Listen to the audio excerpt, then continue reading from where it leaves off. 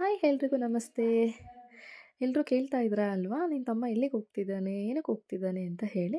So ಅದಕ್ಕೋಸ್ಕರ ನಾನು ಈ ವಿಡಿಯೋನ ಮಾಡ್ತಾ ಇದ್ದೀನಿ. ನನ್ನ ತಮ್ಮ ಹೋಗ್ತಿರೋದು ಬಂದು ಟ್ರೈನಿಂಗಿಗೆ ಅಂತ ಹೇಳಿ. ಸೊ ಈ ವಿಡಿಯೋನ ನೀವು ಪೂರ್ತಿಯಾಗಿ ನೋಡಿ, ಅವನು ಯಾವ ಕಂಟ್ರಿಗೆ ಹೋಗ್ತಿದ್ದಾನೆ ಅಂತ ಹೇಳಿ ಗೊತ್ತಾಗುತ್ತೆ. ಸೊ ಕಾರ್ಗೋಗೆ 100 kg ಲಗೇಜ್ನ ರೆಡಿ ಮಾಡ್ಕೊಳ್ಳಿಕ್ಕೆ ಅಂತ ಹೇಳಿದರು. ಸೊ ಅದಕ್ಕೋಸ್ಕರ ನಾವು ಅದರ ಶಾಪಿಂಗಿಗೆ ಅಂತ ಹೇಳಿ ನಾನು ನನ್ನ ತಮ್ಮ ಬಂದಿದ್ವಿ. ಇದರಲ್ಲಿ ಬಂದು ನಾವು ಗ್ರಾಸರೀಸು ಮತ್ತು ಕಿಚನ್ ಆ್ಯಕ್ಸೆಸರೀಸು, ಇನ್ನು ಸ್ವಲ್ಪ ಸ್ನ್ಯಾಕ್ಸ್ ಐಟಮ್ಸ್ನ ನಾವು ಪರ್ಚೇಸ್ ಮಾಡಿದ್ವಿ. ಸೊ ಆದಷ್ಟು ಮ್ಯಾಗಿನ ಪರ್ಚೇಸ್ ಮಾಡಿ ಅಂತ ಹೇಳಿದರು. ಹಾಗಾಗಿ ನಾವು ಜಾಸ್ತಿನೇ ಮ್ಯಾಗಿ ಪರ್ಚೇಸ್ ಮಾಡಿದ್ದೀವಿ. ಸೊ ಅಲ್ಲಿ ಟೈಮ್ ಪಾಸಿಗೆ ತಿನ್ನೋಕ್ಕೆ ಅಂತ ಹೇಳಿ ಚಾಕ್ಲೇಟ್ ತೊಗೊಂಡ. ಶಾಪಿಂಗ್ ಮುಗಿಸ್ಕೊಂಡು ನಾನು ನನ್ನ ತಮ್ಮ ನಮ್ಮ ಮಾಮನ ಮನೆಗೆ ಹೋದ್ವಿ. ಸೊ ಯಾಕಂದರೆ ಅಲ್ಲೇ ಪಕ್ಕದಲ್ಲೇ ಇತ್ತು ನಮ್ಮ ಮಾವನ ಮನೆ. ಅಲ್ಲಿ ಹೋಗಿ ಊಟ ಮುಗಿಸ್ಕೊಂಡು ನಮ್ಮ ಮಾವನ ಮಗಳ ಹತ್ರ ಸ್ವಲ್ಪ ಹೊತ್ತು ಆಟ ಆಡಿಕೊಂಡು, ಅವಳು ಹೊಸ ಕಿಚನ್ನ ತೊಗೊಂಡಿದ್ಲು, ಅಂದರೆ ಟಾಯ್ ಥರ ಕಿಚನನ್ನು. ಸೊ ಅದರಲ್ಲಿ ಸ್ವಲ್ಪ ಹೊತ್ತು ಆಟ ಆಡಿಕೊಂಡು ಅವಳ ಜೊತೆ ಟೈಮ್ ಪಾಸ್ ಮಾಡ್ಕೊಂಡಿದ್ವಿ. ಸೊ ಅವಳಂತೂ ತುಂಬಾ ಸೆನ್ಸಿಟಿವು. ಯಾಕಂತೇಳಿದ್ರೆ ಅವಳು ಯಾರ ಹತ್ರನೂ ಮಾತಾಡೋದೇ ಇಲ್ಲ. ಸೊ ಅವತ್ತೇನೋ ಗೊತ್ತಿಲ್ಲ, ನನ್ನ ಹತ್ರ ತುಂಬ ಚೆನ್ನಾಗಿ ಆಟ ಆಡ್ತಾಯಿದ್ಲು. ಅಕ್ಕ ಇಲ್ಲಿ ನೋಡು ಅಲ್ಲಿ ನೋಡು ಅಂತ ಹೇಳಿ. ಮತ್ತು ಲೇಟಾಗಿದೆ ಅಂತ ಹೇಳಿ ನಾನು ನನ್ನ ತಮ್ಮ ನಮ್ಮ ಮನೆಗೆ ಹೊರಟ್ವಿ. ಯಾಕಂತ ಹೇಳಿದ್ರೆ ನೆಕ್ಸ್ಟ್ ಡೇ ನಮ್ಮ ಮನೆಗೆ ಕಾರ್ಗೋ ಪ್ಯಾಕ್ ಮಾಡಲಿಕ್ಕೆ ಬರ್ತೀನಿ ಅಂತ ಹೇಳಿ ಡೇಟ್ ಕೊಟ್ಟಿದ್ದರು. ಸೊ ಹಾಗಾಗಿ ನಾವು ಬಂದು ಮನೇಲಿ ಎಲ್ಲ ಸೆಗ್ರಿಗೇಟ್ ಮಾಡಿ ಇಟ್ಕೊಳ್ತಾ ಇದ್ವಿ. ಯಾಕಂದರೆ ಸಡನ್ನಾಗಿ ಅವ್ರು ಬಂದಾಗ ನಾವು ಗಾಬರಿ ಆಗೋದು ಬೇಡ ಅಲ್ವಾ, ಅದಕ್ಕೋಸ್ಕರ ಅಂತ ಹೇಳಿ ಅವ್ರು ನಮಗೆ 100 kg ಲಿಮಿಟ್ ಕೊಟ್ಟಿದ್ದರು. ಸೊ ಅದರಲ್ಲಿ ನಾವು 99.9 kg ನಾವು ಪರ್ಚೇಸ್ ಮಾಡಿದ್ವಿ. ಹಿಂದಿನ ದಿನ ಮಾಡಿದ್ದು ಶಾಪಿಂಗ್ ಬಿಟ್ಟು ಮತ್ತೆ ಅವರು ಕಾರ್ಗೋದವ್ರು ಬರೋದ್ರೊಳಗೆ ಮತ್ತೆ ಹೋಗಿ ಮ್ಯಾಗಿ ಸಾಲಿಲ್ಲ ಅಂತ ಹೇಳಿ ಇನ್ನೂ ಮ್ಯಾಗಿನ ಪರ್ಚೇಸ್ ಮಾಡ್ಕೊಂಡು ಬಂದ್ವಿ. ಮತ್ತು ಡ್ರೈ ಫ್ರೂಟ್ಸ್ ಬಂದು ವಿತೌಟ್ ಶೆಲ್ನ ತರಲಿಕ್ಕೆ ಹೇಳಿದರು. ನಮಗೆ ಪಿಸ್ತಾ ಬಂದು ವಿತ್ ಶೆಲ್ಲೇ ಸಿಕ್ಕಿತ್ತು. ಸೊ ಅವ್ರು ಅದನ್ನು ಕಾರ್ಗೋಗೆ ಅಲೋ ಮಾಡಲಿಲ್ಲ. ಯಾಕಂತ ಹೇಳಿದ್ರೆ ಅವ್ರು ಅಲೋ ಮಾಡಲ್ಲ ಅಂತ ಹೇಳಿ. ಸೊ ನೀವು ಇದನ್ನು ಕ್ಯಾಬಿನ್ ಬ್ಯಾಗ್ಗೆ ಹಾಕ್ಕೊಂಡೋಗಿ ನೋ ಪ್ರಾಬ್ಲಮ್ ಅಂತ ಹೇಳಿ ವಾಪಸ್ ಕೊಟ್ಟರು.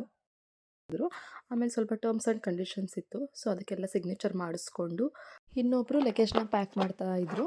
ಅದನ್ನೆಲ್ಲ ಮುಗಿಸ್ಕೊಂಡು ಇವರು ಹೊರಟರು. ಅಲ್ಲಿ ನಮ್ಮ ಮನೆ ಹತ್ರ ರೋಡ್ ಬೇರೆ ಸರಿ ಇರಲಿಲ್ಲ, ಪಕ್ಕದ ರೋಡಿಂದ ಹೋಗಿ ಅಂತ ಹೇಳಿ ರೂಟ್ ಹೇಳ್ತಾ ಇದ್ದ. ಮತ್ತು ನಾನು ನನ್ನ ತಂಗಿ ಫಸ್ಟೇ ಪ್ಲ್ಯಾನ್ ಮಾಡ್ಕೊಂಡಿದ್ವಿ, ಒಂದು ಚಿಕ್ಕದಾಗಿ ಸೆಲೆಬ್ರೇಷನ್ ಮಾಡೋಣ ಅಂತ ಹೇಳಿ. ಯಾಕಂದರೆ ಅವನು ಯಾವಾಗಲೂ ನಮಗೆ ಕೇಕ್ ಕಟ್ ಮಾಡಿಸ್ತಾ ಇರ್ತಾನೆ, ಬರ್ಡೇಗಾಗಿರ್ಬೋದು ಇನ್ನೊಂದಕ್ಕಾಗಿರ್ಬೋದು. ಸೊ ಹಾಗಾಗಿ ನಾವೆಲ್ಲ ಪ್ಲ್ಯಾನ್ ಮಾಡಿಕೊಂಡು ನಾನು ನನ್ನ ತಂಗಿ ಕೇಕ್ ಕಟ್ ಮಾಡಿಸೋಣ ಅಂತ ಹೇಳಿಬಿಟ್ಟು ಅವನಿಗೆ ಇಷ್ಟ ಆಗೋ ಥರ ಥೀಮ್ನ ನಾವು ಸೆಲೆಕ್ಟ್ ಮಾಡಿ ಕೇಕ್ನ ಮಾಡಿಸಿದ್ವಿ. ಸೊ ಆ ಕೇಕ್ ಮಾತ್ರ ತುಂಬಾ ಚೆನ್ನಾಗಿ ಬಂದಿತ್ತು. ಆದಮೇಲೆ ನಮ್ಮ ಅಕ್ಕನ ಮಗ ಅಂತೂ ನಾನು ಕಟ್ ಮಾಡ್ತೀನಿ ಅಂತ ಕುತ್ಕೊಬಿಟ್ಟಿದ್ದ. ಸರಿ ನೀನೊಂದು ಮಾಮ ಒಂದು ಕಟ್ ಮಾಡಿ ಅಂತ ಬಿಟ್ವಿ.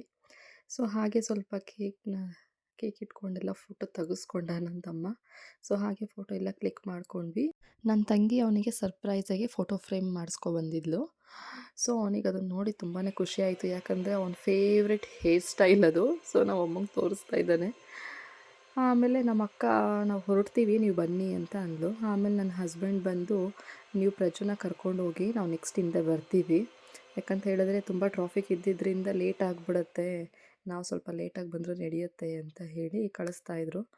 ಆಮೇಲೆ ನೋಡಿದ್ರೆ ನನ್ನ ತಮ್ಮ ಅವ್ನ ಜಾಕೆಟೇ ಮರ್ತೋಗ್ಬಿಟ್ಟಿದ್ದಾನೆ. ಅದನ್ನು ತೊಗೊಳಕ್ಕೆ ಅಂತ ಬಂದ. ಹೊರಗಡೆ ತುಂಬ ಚಳಿ ಇದ್ದಿದ್ದರಿಂದ ನಾನು ನನ್ನ ಮಗಳನ್ನ ಫುಲ್ಲು ಪ್ಯಾಕ್ ಮಾಡಿಬಿಡೋಣ ಅಂತ ಹೇಳಿ ನಮ್ಮ ಅಜ್ಜಿಗೆ ಶಾಲ್ನ ಕೊಟ್ಟೆ. ಅಜ್ಜಿ ಫುಲ್ಲು ಶಾಲ್ನ ಕವರ್ ಮಾಡ್ಕೊಬಿಡು, ಯಾಕಂದರೆ ಹೊರಗಡೆ ತುಂಬ ಚಳಿ ಇದೆ ಅಂತ ಹೇಳಿ ನಮ್ಮ ಅಜ್ಜಿ ಫುಲ್ಲು ಕವರ್ ಮಾಡಿಕೊಂಡು ರೆಡಿಯಾಗಿ ಕೂತ್ಕೊಂಡ್ರು. ಸೊ ಇಲ್ಲಿ ಡಿಸ್ಕಷನ್ ಆಗ್ತಾ ಇತ್ತು, ಯಾರು ಹೋಗೋದು ಅಂತ ಹೇಳಿ. ಯಾರಾದರೂ ಹೋಗಿ ಏನಾದರೂ ಮಾಡ್ಕೊಳ್ಳಿ ಅಂದ್ಬಿಟ್ಟು ನಮ್ಮ ಅತ್ತೆದಿರಿಬ್ಬರು ನಾವು ಹೊರಡ್ತೀವಿ ಅಂತ ಹೇಳಿ ಹೋಗ್ತಿದ್ರು.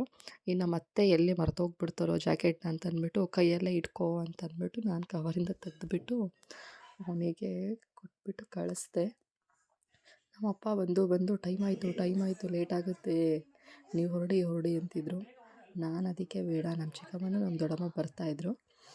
ಸೊ ಅವ್ರಿಗೆ ಊಟ ಮಾಡಿದ್ರೆ ಹೇಗೆ ಕಳಿಸೋದು, ನೀವು ಹೋಗಿ ಅಂತ ಅಮ್ಮ ಅಂತಿದ್ರು. ನಾನು ಅದಕ್ಕೆ ಬೇಡ, ನೀವು ಹೋಗಿ, ನಾನು ಅವ್ರಿಗೆ ಊಟ ಹಾಕ್ಕೊಟ್ಬಿಟ್ಟು ನಾನು ಬರ್ತೀನಿ ಅಂತ ಹೇಳಿ ನಮ್ಮಪ್ಪನ ಹತ್ರ ಫುಲ್ ಕೂಗಾಡ್ತಿದ್ದೆ, ನೀವು ಹೋಗಿ ಅಂತ. ಆಮೇಲೆ ನಮ್ಮಮ್ಮ ಸರಿ ನಾವೇ ಹೋಗ್ತೀವಿ, ಹುಷಾರಾಗಿ ಬನ್ನಿ, ಬೇಗ ಎಲ್ಲ ಹಾಕ್ಕೊಂಡು ಗ್ಯಾಸ್ ಆಫ್ ಮಾಡಿ ಅಂತ ಹೇಳ್ತಾನೇ ಇರ್ತಾರೆ ಯಾವಾಗಲೂ. ಯಾಕಂದರೆ ಗ್ಯಾಸಿಂದ ಆಗ್ತಾಯಿರೋ ಅನಾಹುತಗಳನ್ನ ನಾವು ತುಂಬಾ ನೋಡ್ತಾ ಇದ್ದೀವಿ ಅಲ್ವಾ.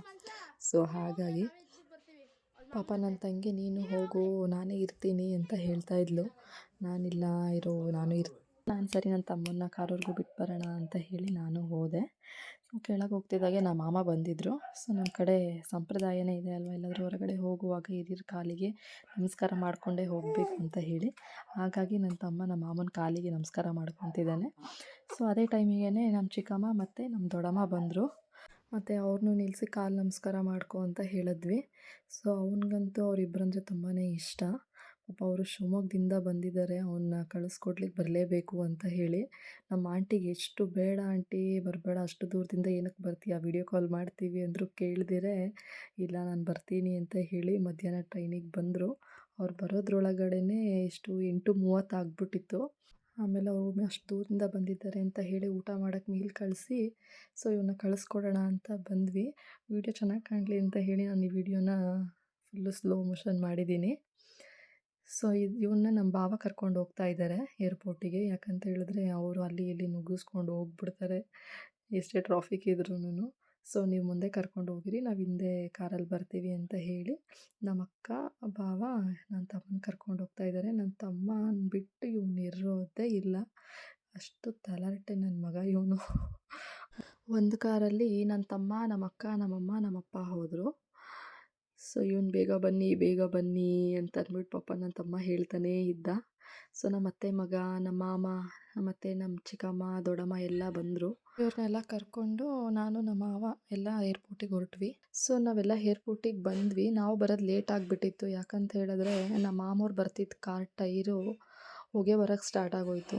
ಸೊ ಮತ್ತೆ ನಾವು ನಮ್ಮ ಕಾರಲ್ಲಿದ್ದವ್ರನ್ನ ಕರ್ಕೊಂಬಂದು ಬಿಟ್ಟು ಮತ್ತೆ ಅವ್ರನ್ನ ಪಿಕ್ ಮಾಡ್ಕೊಂಡು ಬರೋಷ್ಟರಲ್ಲಿ ಲೇಟ್ ಆಗಿಬಿಟ್ಟಿತ್ತು. ಸೊ ಅಷ್ಟರಲ್ಲಿ ಅವ್ರನ್ನ ಒಳಗೆ ಕರ್ಕೊಂಡು ಹೋಗ್ತಾಯಿದ್ರು. ಸೊ ಹಾಗಾಗಿ ನಾನು ಫೋಟೋಸ್ ಎಲ್ಲ ತೊಗೊಳ್ಲಿಕ್ಕೆ ಆಗಲಿಲ್ಲ. ಸೊ ನನ್ನ ತಮ್ಮ ಎಲ್ರಿಗೂ ಬಾಯ್ ಮಾಡ್ತಿದ್ದಾನೆ. ಬಟ್ ಆ ಮೂಮೆಂಟ್ ಮಾತ್ರ ನನಗೆ ತುಂಬಾ ಎಮೋಷ್ನಲ್ ಆಗಿತ್ತು. ಯಾಕಂದರೆ ನಾನು ನನ್ನ ತಮ್ಮ ಎಷ್ಟು ಜಗಳ ಮಾಡ್ತೀವೋ ಅಷ್ಟು ಪ್ರೀತಿ ಮಾಡ್ತೀವಿ. ಹಾಗಾಗಿ ಈ ವಾಯ್ಸ್ ಓವರ್ ಕೊಡುವಾಗಲೂ ಕೂಡ ನಾನು ತುಂಬಾ ಎಮೋಷ್ನಲ್ ಆಗ್ತಿದ್ದೀನಿ. ಪಾಪ ನಾವೆಲ್ಲ ಅಳ್ತಾ ಇದ್ದರೆ ಅವ್ನು ಸುಮ್ಮನೆ ನೋಡ್ಕೊಂಡು ಹೋಗ್ತಾ ಇದ್ದ. ಯಾಕಂತ ಹೇಳಿದ್ರೆ ನಮ್ಮ ಮುಂದೆ ಅವ್ನು ಹತ್ಬಿಟ್ರೆ ನಾವು ಇನ್ನೂ ವೀಕ್ ಆಗಿಬಿಡ್ತೀವಿ ಅಂತ ಹೇಳಿ. ಪಾಪ ನಮ್ಮ ಮನೆಯವ್ರನ್ನ ಕೇಳ್ತಾನೇ ಇದ್ದ, ಎಲ್ಲಿ ಬಂದೇ ಇಲ್ಲ ದೀಪು ಅಣ್ಣ ಅಂತ ಹೇಳಿ. ಅವನು ನಮ್ಮ ಮನೆಯವ್ರನ್ನ ಭಾವ ಅಂತ ಕರೆಯಲ್ಲ, ದೀಪು ಅಣ್ಣ ಅಂತಲೇ ಕರೆಯೋದು. ಸೊ ಹಾಗಾಗಿ ನಾನು ಅಣ್ಣ ಅಂತಲೇ ಹೇಳ್ತಾ ಇದ್ದೀನಿ. ಫೈನಲಿ ನಮ್ಮ ಮನೆಯವ್ರು ಬಂದು ಒಂದು ಫೋಟೋ ತೆಗಿ ನಂದು ಪ್ರಜ್ಜುದು ಅಂತ ಹೇಳಿ ನಿಂತ್ಕೊಂಡ್ರು. ಸೊ ತೆಗ್ದೆ. ನಮ್ಮ ಮನೆಯವರಿಗಂತೂ ನನ್ನ ತಮ್ಮ ಅಂದರೆ ತುಂಬಾ ಇಷ್ಟ. ಯಾಕೆ ಅಂತ ಹೇಳಿದ್ರೆ ನಮ್ಮ ಮನೆಯವ್ರನ್ನ ಅವನು ಅಷ್ಟು ಚೆನ್ನಾಗಿ ನೋಡ್ಕೊತಾನೆ. ನಾನು ಪಕ್ಷ ಹೇಳ್ಬೇಕಂದ್ರೆ ನನಗಿನ್ನ ತುಂಬ ಚೆನ್ನಾಗೇ ನೋಡ್ಕೊಳ್ತಾನೆ ಅವನು ನಮ್ಮ ಮನೆಗೆ ಬಂದರೆ. ಹಾಗಾಗಿ ನನ್ನ ತಮ್ಮ ಅಂದರೆ ಅವನಿಗೆ ತುಂಬ ಇಷ್ಟ. ನನ್ನ ತಮ್ಮ ಎಲ್ಲಿಗೆ ಹೋಗ್ತಿರೋದು ಅಂತ ನಾನು ಇವಾಗ ಹೇಳ್ತಿದ್ದೀನಿ. ಆಲ್ರೆಡಿ ನಾನು ಕೇಕಲ್ಲೇ ಹಾಕ್ಸಿದ್ದೆ ಅವ್ನು ಎಲ್ಲಿಗೆ ಹೋಗ್ತಿರೋದು ಅಂತ ಹೇಳಿ. ಅವನು ಹೋಗ್ತಾ ಇರೋದು ಬಂದು ಜಪಾನಿಗೆ, ಕಂಪ್ನಿ ಕಡೆಯಿಂದ ಟ್ರೈನಿಂಗಿಗೆ ಅಂತ ಹೇಳಿ ಕಳಿಸ್ತಾ ಇದ್ದಾರೆ. ಇಲ್ಲಂತೂ ಒಂದು ಹಿಂಡೆ ನಿಂತು ಬಿಟ್ಟಿದೆ ನಮ್ಮ ಫ್ಯಾಮಿಲಿ ಮೆಂಬರ್ಸ್ದು. ಅವ್ರ ಹತ್ರ ಎಲ್ಲ ಬಾಯ್ ಮಾಡಿ ಅವನು ಹೊರಟ. ಅವನು ನಾನು ಮನೇಲಿದ್ರಂತೂ ಬರೀ ಕಿತ್ತಾಡ್ತಾನೆ ಇರ್ತೀವಿ ಯಾವಾಗ್ಲೂ. ಇನ್ನು 1 ವರ್ಷ ಯಾರ ಹತ್ರ ಜಗಳ ಆಡಲಿ ಅನ್ನೋದು ನನಗೆ ಗೊತ್ತಾಗ್ತಿಲ್ಲ. ನಾನಂತೂ ಇವನ್ನ ತುಂಬಾ ಮಿಸ್ ಮಾಡ್ಕೊತೀನಿ. ಈ ವಿಡಿಯೋ ನಿಮಗೆ ಇಷ್ಟ ಆಗಿದ್ದರೆ ಈ ವಿಡಿಯೋನ ಲೈಕ್ ಮಾಡಿ, ಶೇರ್ ಮಾಡಿ, ಸಬ್ಸ್ಕ್ರೈಬ್ ಮಾಡಿ. ಸಬ್ಸ್ಕ್ರೈಬ್ ಮಾಡೋದ್ರಿಂದ ನಾನು ನೆಕ್ಸ್ಟು ಯಾವುದೇ ವಿಡಿಯೋ ಮಾಡಿದ್ರು ನಿಮಗೆ ನೋಟಿಫಿಕೇಷನ್ ಮುಖಾಂತರ ಬಂದು ತಲುಪುತ್ತೆ. ಈ ವಿಡಿಯೋದಲ್ಲಿ ಏನಾದರೂ ತಪ್ಪಾಗಿದ್ದರೆ ದಯವಿಟ್ಟು ಕ್ಷಮಿಸಿ. Thanks for watching.